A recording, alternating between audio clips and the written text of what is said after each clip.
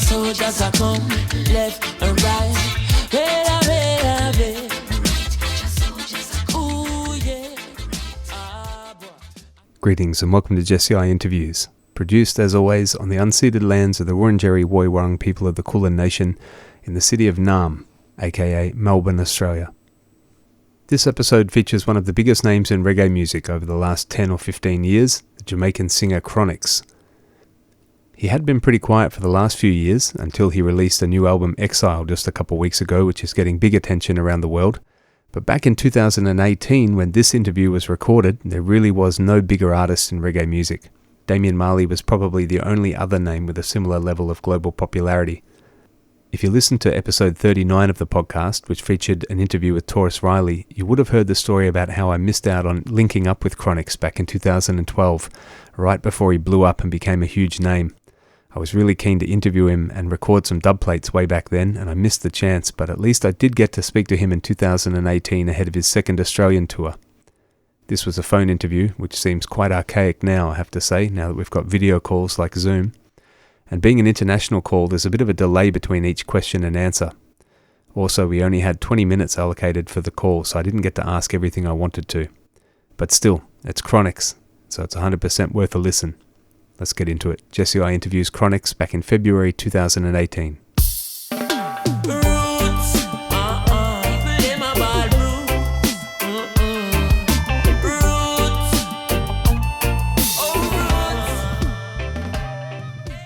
Chronixx.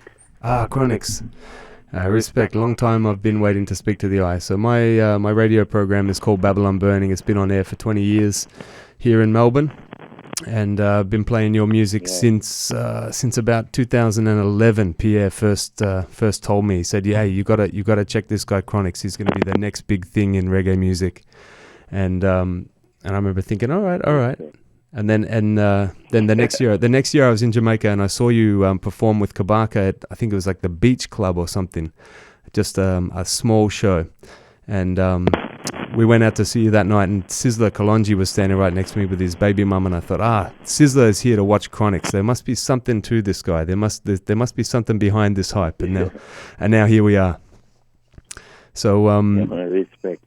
yeah. So I always like to start my interviews at the beginning. So I'd like to ask you where you were born, what life was like for you growing up. Well, I was born in Spanish Town, Jamaica, and life was good. I must say, life has always been good for me. I've had a lot of tough times in life, a lot of rough times. But if I'm to look at life for what it really is, I can only say it has been truly beautiful. Yes. So even growing up as the son of the reggae singer Chronixx, life wasn't a bed of roses for you as a kid. No, I mean, it's not for anyone who was living in my community. You know what I mean? Like, everybody had their struggles that they needed to attend to each and every day. You know, every day you wake up, you have to go and fight your struggle. You know? And for me, I knew that somehow, you know, I had to like evolve from those struggles and experience what else is there in life, you know, the other places that are there, the other things. Mm-hmm. You know what I mean? The different lifestyles and spiritualities that were there for me to enjoy and for me to experience, and even other struggles, you know what I mean? Like, 'cause it's not just one struggle, you know. There are people struggling all over the world. Sure. You know.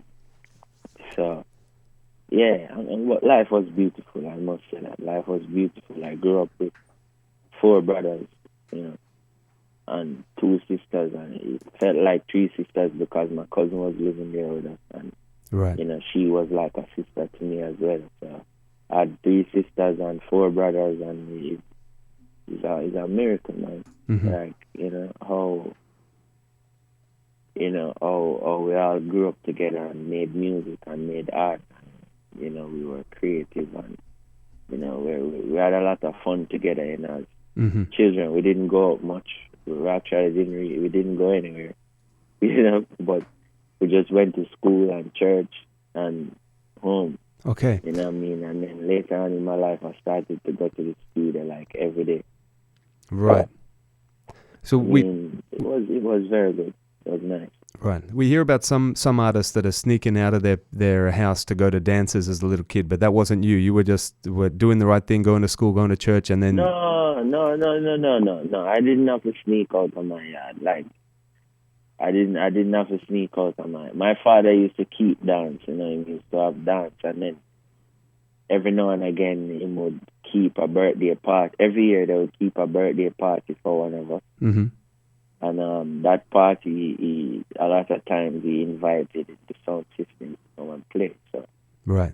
One time we had Amplex, there was the biggest sound system in Spanish Town. Okay. Come to play, and there was one time when my little brother had a birthday party, and Guiding Star from France played at that party.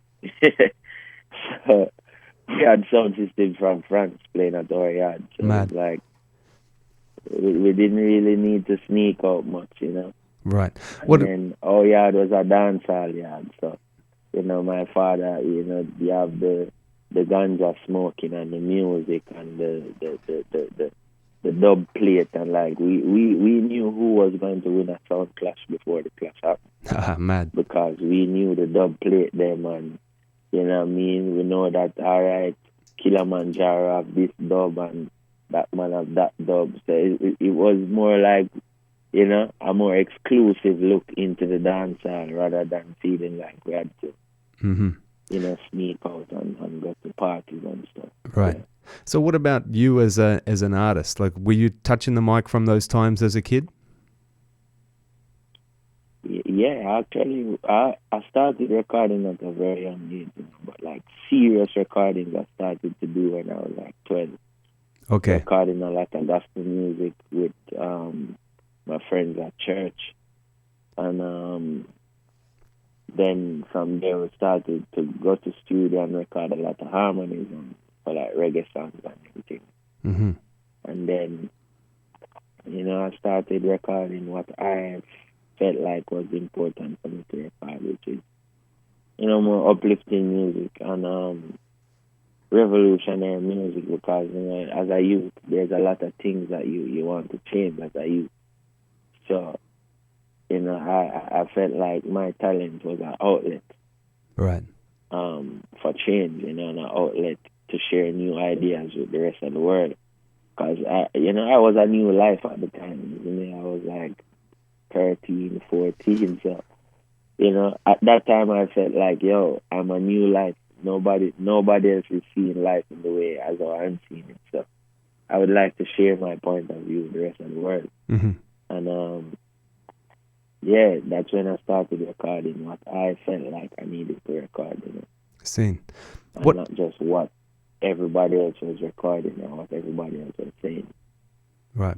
What name were you recording under there? Because I heard that some of your early releases didn't come out under the name Chronixx. Well, my first ever song was released under the name Chronixx. Okay. Unless it's like some gospel song that was released from a long time, but every like the first, because my name was Chronixx before I started to release music. I was producing. That was just my name as a producer. I knew that as a producer I needed to have a name, because that.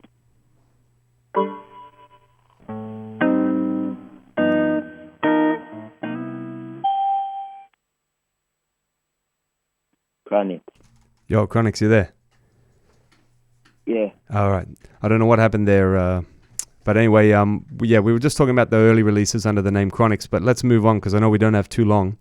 I wanted to move forward. Okay. And I wanted to move forward and talk about where things are at these days.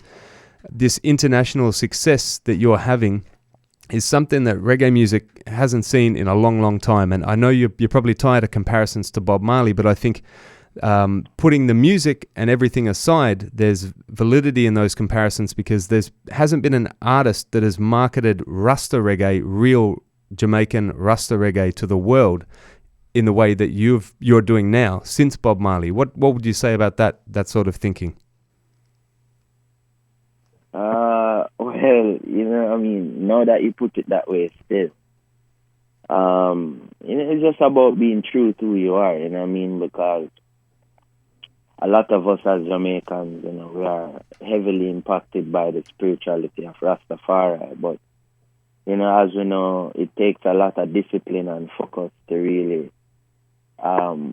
live the life, because it's a spiritual life, It's not just the songs and it's not just the poetry, but it's like the lifestyle that stands beside all of this words and all of this preaching and all of this thing. That if you are living, then it's not preaching. It's just you being real. You know what I mean? Mm-hmm. So yeah, it takes a lot of focus to keep it real, especially in the music industry where people have to survive, right, and like make money and all of these things. So yeah. I'm very happy that in the end a lot of the decisions that I made as a youth, because I was very young when I had to make a lot of these decisions. I was in my teens one at a time, and then because when I was 19 I could have done anything, you know what I mean? I could have done anything. I've done any type of music that I wanted. I was fully capable. Because, as I said, we grew up singing gospel music and jazz music and all kind of things. So, we were fully capable, and, I had the level of focus, and I was practicing enough to learn and pursue any type of music, Yeah. But, I just did what was natural for me, I mean? I grew up in a house where my father is an artist, and, I mean? He always did positive music, like, music that us as children, I love my father's music, Mm-hmm. So it was only natural for me to continue along a path of, making music where the whole community could enjoy it, Right. So, well, let me ask you. Yeah. Let me ask you. I mean, you're obviously, since Bob Marley, there's been countless singers singing Rastafari messages. I mean, even when you look at artists like Luciano and Garnet Silk that were singing these sort of messages in the 90s, but no other artist has managed to break through internationally in the way that you've done since Bob Marley. What do you think it is about your music and you as a person that's enabled that crossover success? Well, I don't know. You know what I mean? Like, I can't imagine that I could possibly be any greater than Luciano or any of these people. You know what I mean? These are superior talent. Like, you know what I mean? Like, Luciano, I practiced to sing like Luciano for a long time. And Garnet Silk, I mean, these people are people with, like, we know how powerful their talent is. So, I mean, it comes down to, like, certain simple decisions, like which shows to do, which shows not to do. Mm-hmm. You know what I mean? Which songs to release, which songs not to release. Mm.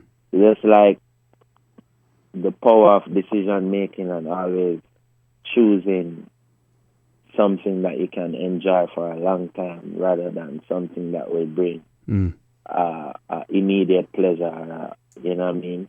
Yep. You choose to do the things that, you know what I mean, will bring you pleasure for a lifetime, and not pleasure in the sense of like pleasure in the same sense of drinking alcohol and all of these things, but pleasure as in a level of peace in your life that you can see. Because I live a peaceful life because, I don't really have anything to complain about, Mm-hmm. Mm-hmm. So, I mean, at least when you make the right decisions, you don't really have anything to complain about. And, everybody who wants to see you excel will also be gratified and will become blessed to see you strive and to go as far as they wanted to see you go, So, yeah, we give thanks. We give thanks that I was humble enough to make the decisions that I made at the time when I made them. Right. You know what I mean? Because when you have to choose between making a lot of millions of dollars and doing what you love, you know what I mean? It's always good to see that in the end, choosing to do what you love, you know, brings you a greater peace that you couldn't even hope for with all of that complicated resources in your life. You know? Yeah. So, now, yeah. you mentioned, you know, thinking carefully about what songs to release. I've noticed that you don't go on every reggae rhythm like a lot of artists do, and in the last couple of years, you've been on even fewer rhythms with different artists, more single releases. That was a conscious decision on your part, I take it. It's just like I was touring a lot for the past three years, so I didn't really get a lot of time to link up with producers and like record in the way that I like to record, you know. Before, you know, I would go and check Jordan and I would record like 2 songs that Kimmy record, and then I would go and check Dan Carleon and record another 2 songs, and you know what I mean. I would go to Bobby Digital and record a tune, go up to Jammies, check in with Winter and record some music, you know. But no, everything has to be planned more, because, like, you know what I mean, like, when you have 2 weeks, you have to do the best things with those 14 days before you have to go on the road again. Yeah. You know, and yeah, but I still do make a lot of music, and make music with people, you know, and with a lot of producers, you know. There was a lot of producers working on my album as well, but, you know, I just felt like I already did a lot of that. So I don't think a man's life should be filled with him doing the same thing for 10, 15 years, you know, especially if you're not going to live forever. You know, like, you know, we get a body, so we can use our body for a short time to do some important things. So, you know, like, I already, in 2013, I was on the biggest reggae rhythm, you know, from Dan Carleon, from Jordan McClure, from Notice Production, from you name it. I was, you know, and I got really good songs out of it. You know, I have no reason to not want to work with these producers again. You know, and I do want to work with them, but then there's the option of working with all of these producers and recording on more reggae juggling rhythms, or going to the studio and do what you always wanted to do, which is be a producer and get the music that is in your brain out on record. Because that's what a recording artist is about, to record what in his creative realm and share it with the rest of the world. So, you know, I kind of used the past 3 years of my life to kind of, you know, going to the studio and try to get, you know, produce what is on my mind as well, isn't it? Right. Can't argue with that. So, yeah. All right. Well, we're really looking forward. I mean, from that, we got really good songs from that. You know what I mean? Oh, no doubt. You've been on top of my. Every year I do a countdown. I review the last of you know, the music from the last year, and it's almost getting predictable now. We know Chronixx is going to be on top of the reggae. Cartel is going to be on top of the dancehall. You know, it's just dominance of the genre. Well, we're looking hard work. Yeah, well, that's it. Hard work with integrity. So we're looking forward to having you back in Australia. It's going to be your second visit, and here in Melbourne. Are you obviously looking forward to coming back? You know, respect. Definitely looking forward, because I mean, it was a life-changing experience last time. It was the first time I was traveling for so long on an airplane, and it was also the first time me going to a different part of the world where people think a little different, they walk a little different, their life is a little different, like what their life is made up of, their seconds and their minutes is different, you know. So it was definitely a life-changing situation last time. I'm looking forward to, you know, being changed again. Yeah. Well, looking forward to having you here. Man, I would love to speak to you all night. I've got a million more questions to ask, but I know you got a lot of interviews. So is there any last message you would like to pass on to the listeners here? No, All right, respect. Yeah, bless.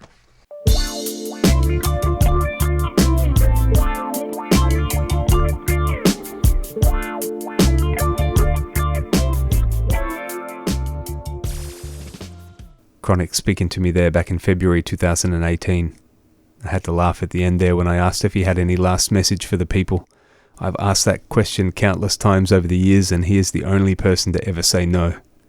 His visit in 2018 was quite different to his first visit to Australia in December 2014, and I have to say I did enjoy the earlier show more. It was less polished than his 2018 show, but I felt like there was more power in his raw and rootsy performance, and I think I liked his song selections more that time too. Still, he was amazing both times. Hopefully we get to see him out here again sooner than later. That's it for this one. A big thanks to my Patreon supporters, the Don Armagideon Time, the Real General Empress Irie, and me Idrin Tom Tanaki. No last words.